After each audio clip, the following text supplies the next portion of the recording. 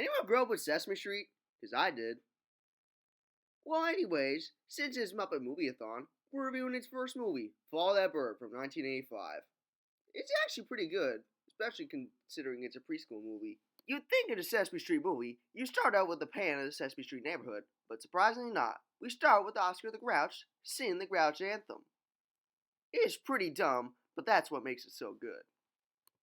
After a pretty cleverly placed logo, man, they don't make logo openings like this anymore.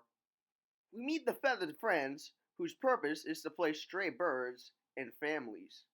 They then find Big Bird, who is also a stray, and so they set out Miss Finch, played by Sally Kellerman, who coincidentally shares my birthday, which is completely pointless, but that's pretty cool, is sent to Sesame Street. When she talks to Big Bird about the idea of having a family, he's elated at the idea. Yeah, but that could not have gone any worse. Big Bird flies to Ocean View, Illinois, where he meets the Dodos and is pretty happy. Unfortunately, Big Bird finds out rather quickly that the Dodos aren't the best family for him. I mean, they share the same 3 brain cells, so not really that much of a shocker. So one night, Big Bird sneaks off from the Dodos' house, both fortunately and unfortunately. But either way, the news catches on to the story real quick, and so Bob sets out a plan for everyone to meet in Toadstool. But unfortunately, Miss Finch also gets the news, and she plans to stalk him. Meanwhile, poor Big Bird walks quite a ways to a farm where a truck driver tells him to persevere, Oh, and by the way, we have villains.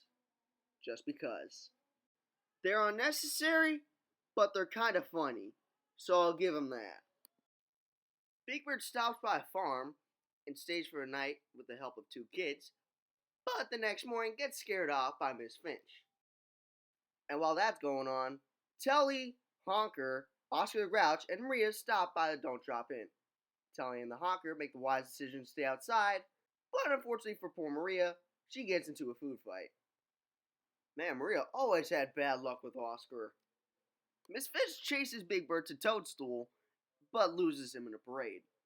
Big Bird heads to the Sleaze Brothers, the villains in the movie, who eventually kidnap him and paint him blue. And it's actually a pretty sad scene, and also kind of fitting for modern standards, as the child exploitation and the animal exploitation things.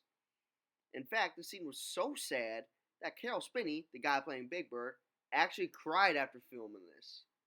Our heroes manage to find Big Bird, and Maria opens the cage, but just as said cage opens, the Sleaze Brothers drive the truck away. Gordon's party chases after the truck, where he goes on the hood and catches Big Bird. The Sleaze Brothers are arrested, and everything goes well. Until Miss Finch arrives and tries to take Big Bird again, but Maria tells her that everyone's happy. Satisfied with her answer, she leaves, a case dismissed, as she would put it. And all's well that ends well.